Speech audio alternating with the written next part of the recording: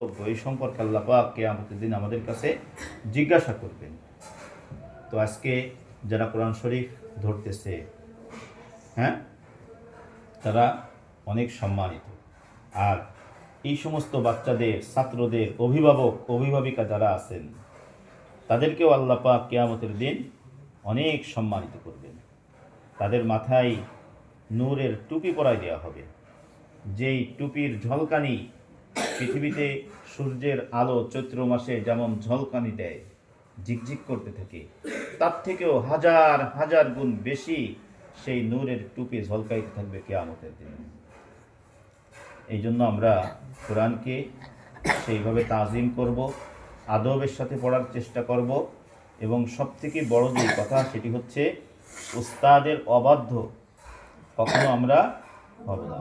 উস্তাদ যেইভাবে বলবেন, যেই নিয়মে পড়াবেন, যেই আদর্শে পড়াবেন, সেটি আমরা আমাদের ভিতরে লালন করার জন্য চেষ্টা করবো ইনশাআল্লাহ।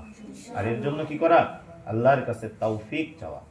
আল্লাহ, আপনি আমাকে তৌফিক দান করুন, যেইভাবে কোরআন তেলাওয়াত করলে আপনি রাজি হয়ে যান, খুশি হয়ে যান, সেইভাবে কোরআন তেলাওয়াত করতে পারি, সেই তৌফিকের জন্য আল্লাহ পাকের কাছে বেশি বেশি করে দোয়া করা।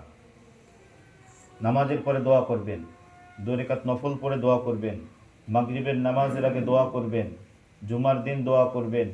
শুধু নিজের জন্য না, নিজের জন্যই তো করবেন, উস্তাদদের জন্য করবেন।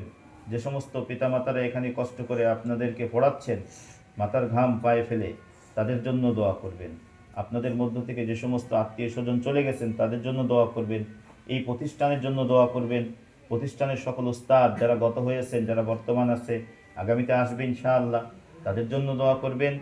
শিপইয়ার্ডের জন্য দোয়া করবেন। সর্বোপরি পুরো দেশ এবং পৃথিবীর সমস্ত মুমিন বান্দাদের জন্য দোয়া করবেন। বোঝা গেছে কথা?